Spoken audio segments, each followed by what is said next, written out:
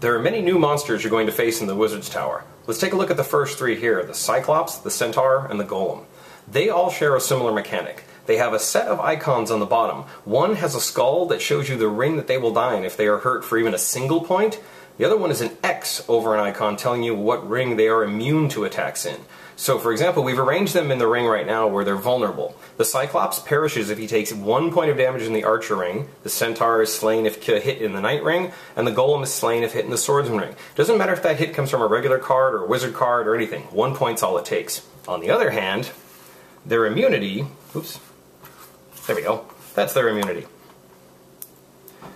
The Centaur cannot be hit by Archer hit cards. The Golem takes no damage from Knight cards, and the Cyclops cannot be damaged by Swordsman cards. Keep that in mind when you're fighting these three. The Gargoyle and the Phoenix are both flying monsters. That means Knights and Swordsmen are ineffective against them, but Archers work no matter where they are in that arc. The difference here is that the Gargoyle, while it has 2 points of health, has no other special abilities. It's simply a little harder to kill. The Phoenix only has 1 point of health, but when he's destroyed, he lights all other monsters in the same space as him on fire. Very handy to have. The Conjurer is an evil magician who summons imps when he appears. When drawn, roll the die as usual. This will tell you where the Conjurer appears, in this case, over in 5. Then, roll the die again. This will tell you how many imps appear. Start putting imps in the forest in arc number 1 until you've hit the number indicated on the die. Another way you'll come across imps is if you draw the 1 imp per tower token. This is a monster effect token that simply says for each arc that has a tower in it, put 1 imp in the forest. Because we have a perfectly healthy castle, that means 6 imps again. Imps are 1 point nuisance monsters.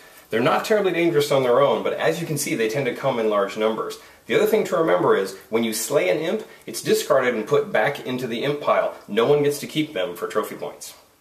The Ogre is one of the biggest of the regular monsters in the game. He has 4 points of health, which means you gotta hit him 4 times, and he's also worth 4 victory points at the end of the game. Other than that though, he has no special ability. The Climbing Troll is a specially trained troll. He's smart enough to go over your walls right into your towers. That means when he moves from the Swordsman ring, he does no damage to the walls and he takes no damage from walls. Instead, he destroys a tower and takes damage only from towers. The Goblin Cavalry is the fastest unit in the game. It moves 2 spaces instead of 1, getting much closer to the castle much faster. An important thing to note is that if the Goblin Cavalry does get inside the castle ring, it defaults to regular movement of 1 space at a time, clockwise.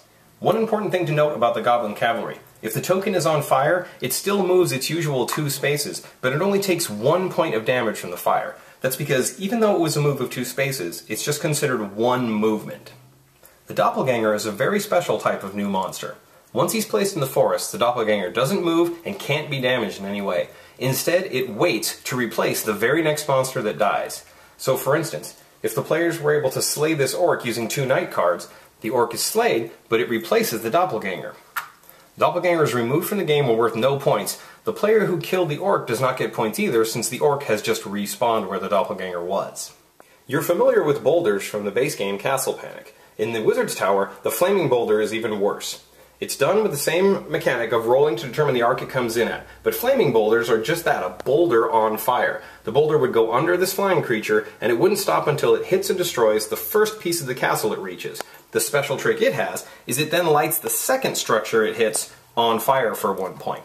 Just like a regular boulder, it'll keep going until it hits some part of the castle. The other element that you'll see in the game is the Trebuchet.